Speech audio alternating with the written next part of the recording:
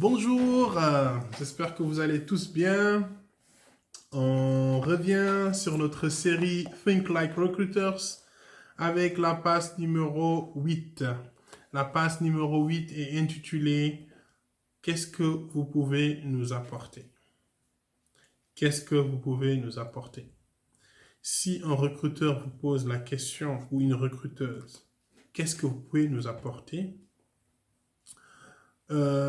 Ce recruteur ou cette recruteuse n'attend pas de vous de réciter votre CV. Ce recruteur a eu le temps de se concerter avec son manager ou bien avec son client pour rédiger une annonce en mettant dans cette annonce le maximum d'informations euh, pour recruter son futur candidat. D'accord?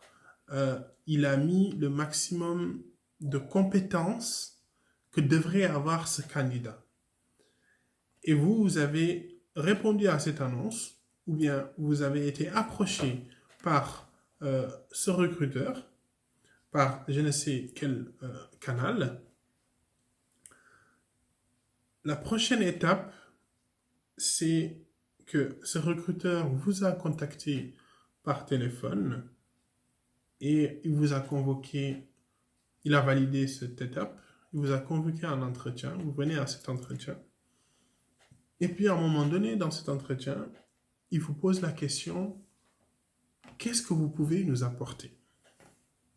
Donc, tenez-vous bien.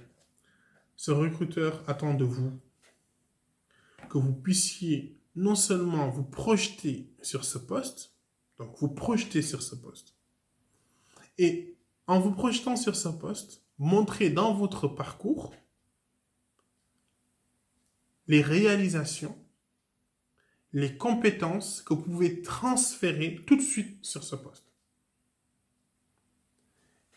Et encore plus, si vous pouviez lui montrer, par exemple, pour un développeur, un site internet que vous avez réalisé, un blog que vous animez, que vous animez avec vos réalisations, les développements que vous avez faits, les projets que vous avez réalisés. Pour par exemple une coiffeuse, son book, montrer les modèles qu'elle a déjà réalisés. Pour un...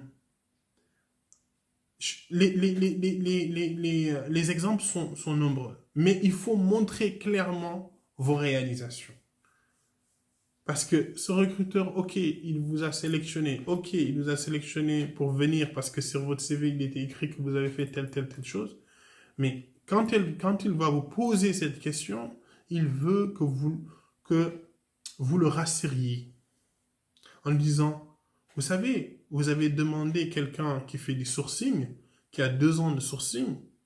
Moi, je fais du sourcing. Pour un recruteur, par exemple, ou bien pour un sourceur, moi, je fais du sourcing. Je fais telle chose en sourcing. C'est telle chose que je mets en place pour faire du bon sourcing. Je l'ai fait. J'ai recruté, j'ai sourcé pour tel profil. J'ai fait telle chose. J'ai recruté tel profil pour un recruteur. Voilà, les réalisations. Il attend de vous de lui montrer vos réalisations. Et surtout pas de réciter ce qu'il y a sur votre CV. Les réalisations. Pour un commercial, le recruteur, quand il vous posera cette question, vous direz, ok, moi aujourd'hui, sur le poste que j'occupe actuellement ou que j'occupais précédemment, j'ai réalisé un chiffre d'affaires de 4 millions, 5 millions, 6 millions, 50 millions. J'ai mis en place telle chose. J'ai eu des difficultés, mais j'ai mis en place telle chose. Et j'ai pu avoir ces 50 millions de chiffre d'affaires.